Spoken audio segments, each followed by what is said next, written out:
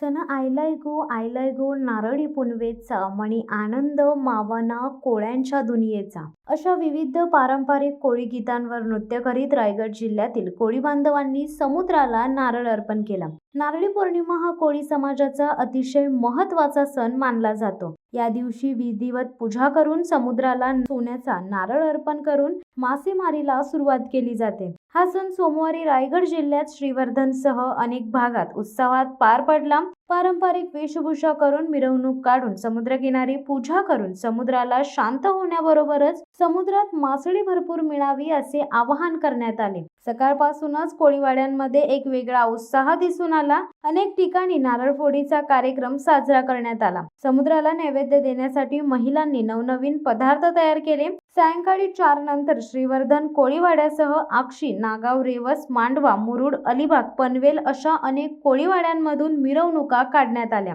कोळी गीतांच्या तालावर नाचत ही मिरवणूक समुद्र किनाऱ्यांपर्यंत नेण्यात आली। या मिरवणुकीसोबत डोक्यावर कळश, पारंपरिक वेशभूषा करीत कोळी समाज सहभागी झाले होते। तरुण, महिला, ज्येष्ठ नागरिक असे सर्वच मंडळी या मिरवणुकीमध्ये सहभागी होते। समुद्रकिनारी मिरवणूक आल्यावर सर्वांनी समुद्राची विधिवत पूजा केली। कळशातील पाणी व सोन्याचा मुलामा असलेले नारळ समुद्राला अर्पण केले। त्यानंतर सुखरूप ठेवण्याचे साकडे समुद्राला घालण्यात आले। समाजातील सर्व मंडळींनी एकत्र येऊन पूजा केली। समुद्राला शांत राहण्याचे, सुखरूप ठेवण्याचे आवाहन केले गेले। ही परंपरा आजही नारळी पौर्णिमेला जपली जाते। शिवसत्ता टाइम्ससाठी आनंद जोशीसह संदेश पेडणेकर, दत्ता मोकल, रायगड। दे धडक बेधडक वृत्त देणाऱ्या आपल्या शिवसत्ता टाइम्स न्यूज चॅनलला लाल बटन दाबून सबस्क्राईब करा आणि बेल आयकॉनला क्लिक करायला विसरू नका।